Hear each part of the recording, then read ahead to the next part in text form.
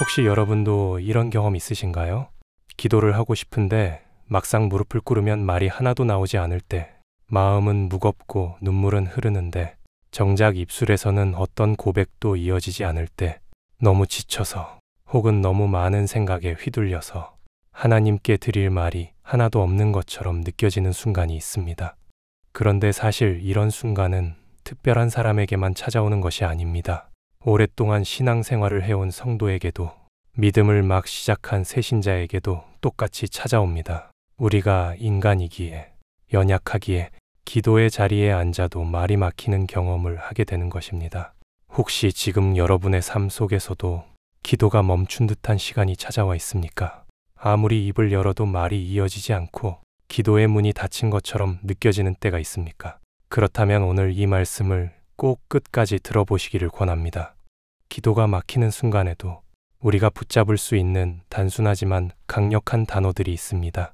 이 단어들은 삶을 바꾸는 능력을 가지고 있으며 하나님께로 향하는 길을 다시 열어줍니다. 그리고 그 고백은 누구나 할 수 있습니다. 나이가 많든 적든, 신앙이 깊든 얕든, 지식이 있든 없든, 누구든 그저 입술로 내뱉을 수 있는 고백입니다. 오늘 우리는 바로 그 단어들을 함께 나누려고 합니다. 어쩌면 평생 들어왔던 아주 짧은 단어일 수도 있습니다. 하지만 그 안에는 하나님께서 주시는 놀라운 은혜와 힘이 담겨 있습니다. 이 단어가 여러분의 지친 기도를 다시 일으키고 막혔던 마음의 문을 열어주며 삶을 변화시키는 통로가 될 것입니다. 자, 그럼 시작하겠습니다. 첫 번째 단어, 주여. 기도가 막혔을 때 우리가 붙들 수 있는 첫 번째 마디는 바로 주여입니다. 짧은 두 글자 같지만 이 고백 안에는 하늘과 땅을 흔드는 놀라운 힘이 담겨 있습니다.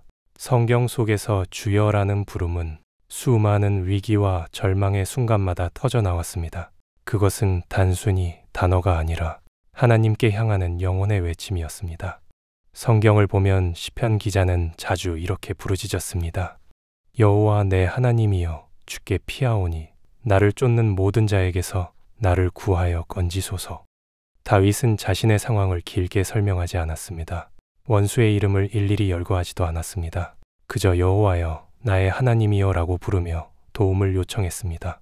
그 순간 하나님은 다윗의 소리를 들으셨고 그의 기도를 응답하셨습니다. 예수님께 나온 사람들도 마찬가지였습니다. 마태복음 15장을 보면 가나안 여인이 예수님께 나와 외칩니다. 주 다윗의 자손이여, 나를 불쌍히 여기소서. 그녀는 딸이 흉악한 귀신에 들린 절망적인 상황이었지만 길고 유창한 기도를 드린 것이 아니었습니다. 단지 주여, 나를 불쌍히 여기소서라는 한마디 외침이었습니다. 그 짧은 고백이 예수님의 마음을 움직였고 결국 딸이 고침을 받게 되었습니다. 이렇듯 주여라는 말은 단순히 부르는 호칭이 아니라 영혼 깊은 곳에서 터져나오는 의탁과 신뢰의 표현입니다. 우리가 말이 막힐 때, 상황을 다 설명하지 못할 때, 심지어 기도할 힘조차 남지 않았을 때도 주여라는 짧은 부름은 충분합니다. 왜냐하면 그 한마디 안에 우리의 모든 눈물과 사정이 담겨 있기 때문입니다. 생각해 보십시오. 갓난아이가 배고프거나 아프면 길게 설명하지 못합니다. 그저 울음으로 표현할 뿐입니다. 그러나 부모는 그 울음만 들어도 아이가 무엇을 원하는지 압니다. 우리의 주여라는 부르짖음도 마찬가지입니다. 하나님은 우리의 아버지 되시기에 그 한마디 외침 속에서도 우리의 마음을 아시고 상황을 다 이해하십니다. 더 놀라운 것은 이 주여라는 고백은 우리의 연약함을 드러내는 동시에 하나님의 능력을 인정하는 신앙의 표현이라는 점입니다. 내가 아무것도 할 수 없음을 인정하는 순간 하나님이 개입하십니다. 내가 끝까지 붙들 수 있는 유일한 이름, 그것이 바로 주님의 이름이기 때문입니다. 성경은 이렇게 약속합니다. 누구든지 주의 이름을 부르는 자는 구원을 얻으리라. 기도가 막힐 때 우리는 종종 내가 이렇게밖에 기도 못해도 괜찮을까라는 불안을 느낍니다. 그러나 하나님은 길고 화려한 기도를 원하시지 않습니다.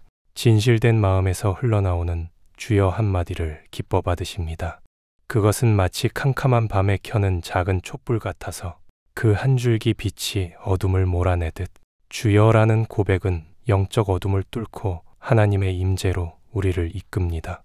혹시 지금 여러분도 말이 막혀 기도를 이어가지 못하고 있습니까? 그렇다면 더 이상 억지로 말을 이어가려 애쓰지 마십시오. 그저 단순하게 그러나 진심을 담아 주여라고 불러보시기 바랍니다. 그 순간 하나님께서 여러분의 눈물을 아시고 마음을 헤아리시며 이미 응답의 길을 준비하고 계실 것입니다. 두 번째 단어, 아버지. 기도가 막힐 때 우리가 붙잡을 수 있는 두 번째 단어는 바로 아버지입니다. 이 한마디는 단순한 호칭이 아니라 하나님과 우리 사이의 관계를 다시 확인하게 하는 놀라운 고백입니다.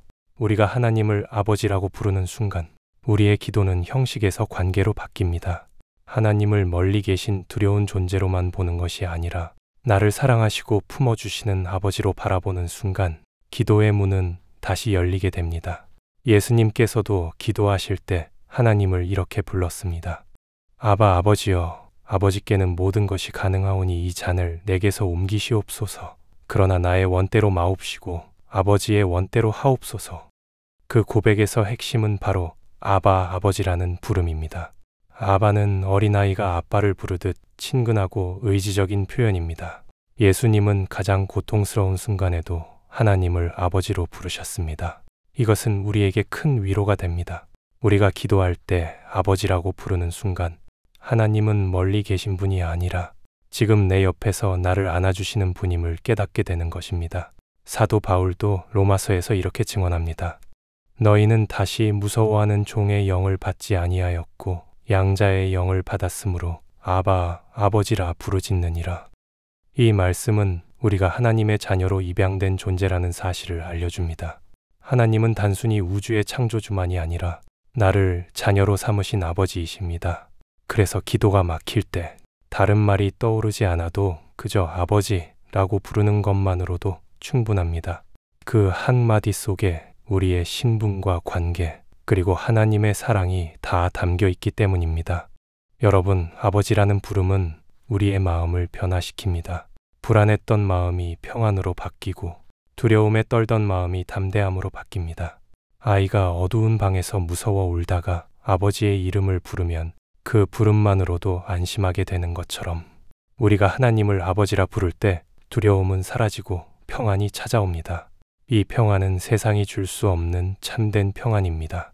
또한 아버지라는 고백은 우리의 기도를 짧지만 진실하게 만듭니다. 우리가 기도할 때 화려한 언어나 길고 장황한 설명이 필요하지 않습니다. 오직 하나님과의 관계를 회복하는 그 한마디, 아버지면 충분합니다. 하나님은 우리가 무엇이 필요한지 이미 아시는 분이시기 때문입니다. 예수님께서도 말씀하셨습니다. 구하기 전에 너희에게 있어야 할 것을 하나님 너희 아버지께서 아시느니라. 그러므로 기도가 막혀 입술이 멈출 때 단순히 아버지라고 불러보십시오. 그 순간 하나님은 이미 여러분의 마음을 아시고 응답을 준비하십니다. 혹시 지금 삶이 너무 힘들어 하나님께 드릴 말이 떠오르지 않으십니까? 그렇다면 억지로 기도를 꾸며내려 하지 마십시오. 그저 아버지라고 불러보십시오.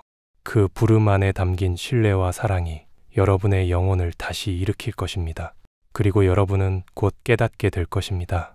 내가 혼자가 아니라 늘 아버지와 함께 걸어가고 있었다는 사실을요. 세 번째 단어, 주님 뜻대로. 기도가 막힐 때 우리가 붙잡을 수 있는 세 번째는 바로 주님 뜻대로입니다. 이 고백은 짧지만 우리의 신앙을 가장 분명하게 드러내는 믿음의 표현입니다.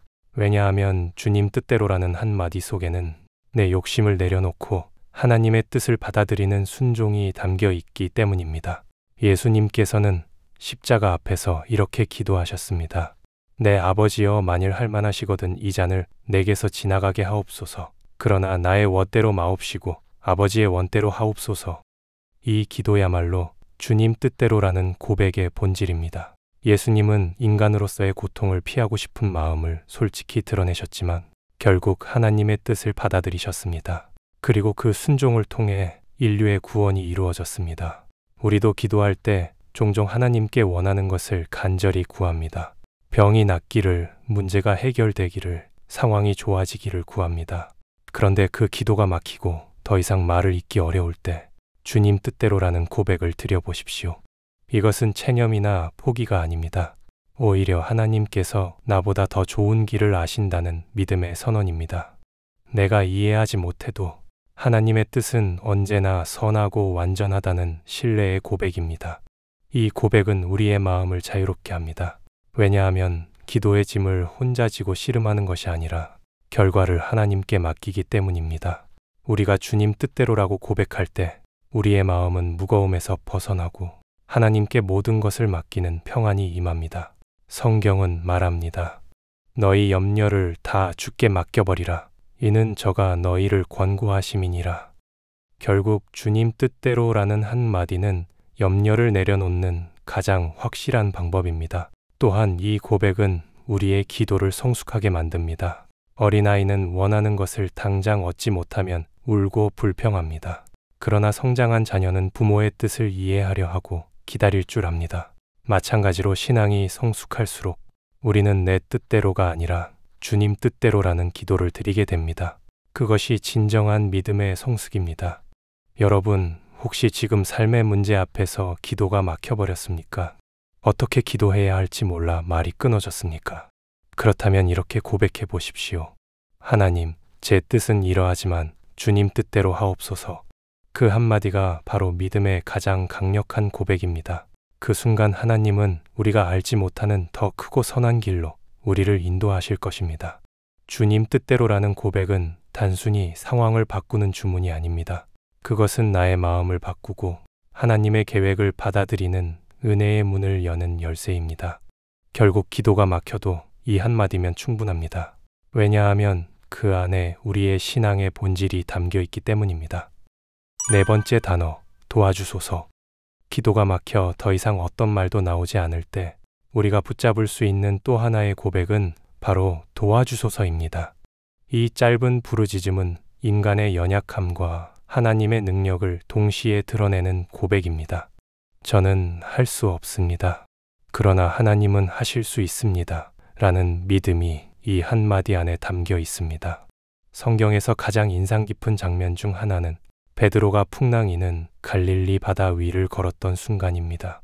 예수님을 향해 믿음을 내딛었지만 거센 바람을 보고 두려움에 사로잡히자 그는 물속으로 빠져들었습니다. 그때 베드로가 외친 기도는 단순했습니다. 바람을 보고 무서워 빠져가는지라 소리질러 가로되 주여 나를 구원하소서. 길지 않았습니다. 세 줄짜리 간절한 신학적 논문도 아니었습니다. 그저 도와주소서라는 짧은 외침이었습니다. 하지만 예수님은 즉시 그의 손을 붙잡아 주셨습니다. 이 사건은 우리에게 중요한 사실을 가르칩니다. 기도는 길이 아니라 진심이 중요하다는 것입니다. 도와주소서라는 기도는 우리 인생의 절박한 순간마다 터져 나옵니다. 병상에서 고통으로 신음할 때, 가정의 문제로 무너질 때, 인간의 힘으로는 도저히 해결할 수 없는 상황에 부딪힐 때, 그때 우리 영혼은 본능적으로 이 기도를 드립니다. 그리고 하나님은 그런 기도를 결코 외면하지 않으십니다. 시편 기자도 이렇게 고백했습니다. 나는 가난하고 궁핍하오니 하나님이여 속히 내게 임하소서.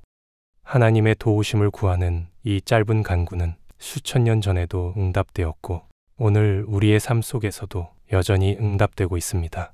왜 하나님께서는 도와주소서라는 기도에 귀 기울이실까요? 그것은 이 고백 속에 겸손과 의탁이 담겨 있기 때문입니다. 우리는 평소 스스로 강한 척하며 살아가지만 위기의 순간에는 내 힘으로는 아무것도 할 수 없음을 인정하게 됩니다. 그때 내 입술에서 나오는 도와주소서는 곧 자기 의지의 포기이자 하나님께 모든 것을 맡기는 신앙의 표현입니다. 하나님은 교만한 자를 물리치시고 겸손한 자에게 은혜를 베푸신다고 하셨습니다. 도와주소서라는 기도는 바로 그 겸손한 영혼의 고백입니다. 또한 이 기도는 우리를 하나님의 손길로 연결시키는 통로가 됩니다. 마치 어두운 방에서 손을 뻗어 스위치를 켜듯 도와주소서라는 고백은 절망의 어둠 속에서 하나님의 빛을 불러오는 스위치입니다. 내 힘으로는 더 이상 길을 찾을 수 없을 때 하나님은 그 짧은 외침을 통해 새로운 길을 열어주십니다. 때로는 우리가 바라는 방식은 아닐지라도 하나님의 방법은 언제나 최선이기에 우리는 그 도우심 안에서 놀라운 은혜를 경험하게 됩니다. 여러분, 혹시 지금 삶의 풍랑 속에서 허우적거리고 있습니까? 건강의 문제, 가정의 갈등, 재정의 어려움, 인간관계의 상처로 인해 더 이상 기도할 말이 떠오르지 않습니까? 그렇다면 억지로 길게 기도하려 애쓰지 마십시오. 그저 단순하게 그러나 간절하게 외치십시오. 주님, 도와주소서. 이 짧은 고백은 하늘을 열고 하나님의 손길을 불러오는 강력한 기도가 됩니다. 그리고 반드시 기억하십시오. 베드로가 물에 빠져들었을 때 예수님이 곧장 손을 내미셨듯이 여러분이 이 기도를 드릴 때에도 주님은 지체하지 않으시고 즉시 손을 내미실 것입니다. 5번째 단어, 감사합니다. 기도가 막힐 때 우리가 붙잡아야 할 마지막 단어는 바로 감사합니다입니다. 감사는 단순히 예의 바른 인사말이 아닙니다. 감사는 믿음의 눈을 열고 보이지 않는 하나님의 손길을 바라보게 만드는 영적 열쇠입니다. 성경은 이렇게 말합니다. 범사에 감사하라. 이는 그리스도 예수 안에서 너희를 향하신 하나님의 뜻이니라. 여기서 중요한 단어는 범사입니다. 잘 될 때만 감사하라는 말씀이 아닙니다. 오히려 잘 되지 않을 때도, 눈앞이 막힐 때도, 심지어 기도가 응답되지 않은 것처럼 느껴질 때조차 감사합니다라는 고백을 잃지 말라는 것입니다. 우리는 흔히 감사할 조건이 있을 때만 하나님께 감사하려 합니다. 건강할 때, 자녀가 잘 될 때, 일이 술술 풀릴 때는 쉽게 감사가 나옵니다. 그러나 문제는 힘들고 답답할 때입니다. 도무지 기도할 말이 떠오르지 않을 만큼 막혀 있을 때, 그 순간 감사합니다라는 한마디를 내뱉는 것이 쉽지 않습니다. 그러나 바로 그 순간이 우리의 믿음을 증명하는 시간입니다. 눈앞의 상황은 감사할 이유가 하나도 없어 보이는데도 하나님께 감사합니다라고 고백하는 것은 곧 눈에 보이지 않는 하나님의 선하심을 신뢰하는 믿음의 행위입니다. 감사합니다라는 고백은 우리의 마음을 바꾸는 힘이 있습니다. 불평과 원망으로 가득했던 마음이 감사 한마디로 인해 서서히 변하기 시작합니다. 마치 흐린 창문을 닦아내면 햇빛이 들어오듯 감사의 고백은 우리의 영혼을 맑게 하고 하나님의 빛을 통과시키는 통로가 됩니다. 감사는 상황을 즉시 바꾸지 않을 수도 있습니다. 그러나 감사는 반드시 우리를 바꾸고 결국 상황을 바라보는 시선을 바꾸게 합니다. 더 놀라운 것은 감사의 기도는 영적 전환점을 만든다는 사실입니다. 사도행전 16장을 보면 바울과 실라가 복음을 전하다가 감옥에 갇혔습니다. 매를 맞고 착고에 묶인 채 깊은 감옥에 갇혀 있었지만 그들은 한밤중에 하나님께 기도하며 찬송했습니다. 그 찬송은 곧 감사의 고백이었습니다. 그리고 어떤 일이 일어났습니까? 큰 지진이 나고 옥터가 움직이며 옥문이 다 열렸습니다. 감사와 찬송이 감옥의 문을 열어젖힌 것입니다. 오늘 우리 삶의 막힌 문도 감사합니다라는 고백 속에서 열리게 될 줄 믿습니다. 여러분, 기도가 막힐 때 억지로 긴 말을 만들어내지 마십시오. 그저 주님, 감사합니다라고 고백해 보시길 바랍니다. 상황은 여전히 어려울 수 있습니다. 눈앞에 기적이 당장 일어나지 않을 수도 있습니다. 그러나 그 짧은 고백 속에 하나님께서 일하실 공간이 열립니다. 감사는 마치 씨앗과 같아서 땅에 심겨질 때는 작아 보이지만 시간이 지나면 풍성한 열매를 맺습니다. 우리의 감사합니다라는 기도가 바로 그런 씨앗이 됩니다. 혹시 지금 기도가 막혀 답답하신가요? 그렇다면 오늘 저녁 아주 짧게라도 이렇게 고백해 보십시오. 하나님, 감사합니다. 상황은 어렵지만 여전히 제 삶에 함께 하시니 감사합니다. 저를 버리지 않으시니 감사합니다. 이 고백이야말로 하나님께 가장 큰 영광이 되고 동시에 우리의 영혼을 다시 살리는 능력이 됩니다. 사랑하는 여러분, 우리는 종종 기도의 자리에서 말문이 막히곤 합니다. 아무리 애써도 기도가 이어지지 않고 그저 눈물만 흐르는 순간이 있습니다. 그러나 오늘 우리가 함께 나눈 5가지 단어는 그 침묵의 순간을 은혜의 시간으로 바꾸는 열쇠가 됩니다. 주여는 우리의 연약함 속에서도 하나님을 붙드는 부르짖음이었습니다. 수많은 성경 속 인물들이 했던 것처럼 이 짧은 한마디만으로도 하나님은 우리의 마음을 다 아시고 응답하십니다. 아버지는 하나님과의 관계를 다시 확인하는 고백이었습니다. 우리는 종이 아니라 자녀입니다. 기도가 막힐 때 저 아버지라고 부르는 순간 우리의 마음은 다시 평안을 얻고 두려움 속에서도 안식하게 됩니다. 주님 뜻대로는 우리의 기도를 성숙하게 만드는 고백입니다. 내 뜻을 내려놓고 하나님의 뜻을 받아들이는 순간 우리는 염려에서 자유로워지고 하나님의 더 선한 길을 신뢰하게 됩니다. 도와주소서는 우리의 기도를 가장 솔직하고 겸손하게 만드는 고백입니다. 더 이상 내 힘으로 설 수 없음을 인정하고 하나님의 손길을 구하는 절박한 외침입니다. 이 한마디 외침만으로도 하나님은 응답하시고 우리의 삶을 새롭게 하십니다. 감사합니다는 상황을 뛰어넘어 하나님의 선하심을 신뢰하는 고백이었습니다. 범사에 감사하라는 말씀처럼 감사의 고백은 현실을 바꾸기보다 먼저 우리의 영혼을 바꾸고 결국 상황을 바라보는 시각을 바꿔놓습니다. 이 5가지 고백은 길고 화려한 기도가 아닙니다. 짧고 단순하지만 우리의 영혼을 새롭게 하고 하나님께로 나아가게 하는 강력한 열쇠입니다. 중요한 것은 문장의 길이가 아니라 그 안에 담긴 마음의 진실입니다. 하나님은 우리의 유창한 말보다 중심의 고백을 더 기뻐 받으십니다. 여러분, 이제 더 이상 기도가 막히는 순간을 두려워하지 마십시오. 오히려 그 순간이 하나님께 진심으로 나아갈 기회임을 기억하십시오. 입술에서 다른 말이 나오지 않을 때 단 한마디라도 고백해 보십시오.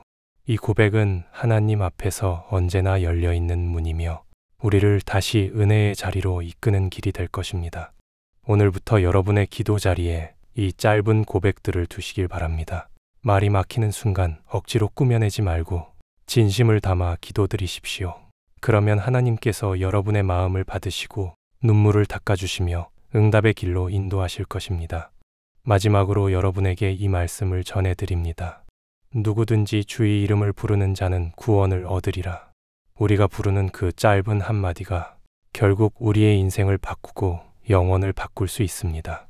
그러니 주저하지 말고 하나님 앞에 나아가 고백하십시오. 그때 여러분의 삶은 반드시 새로워질 것입니다.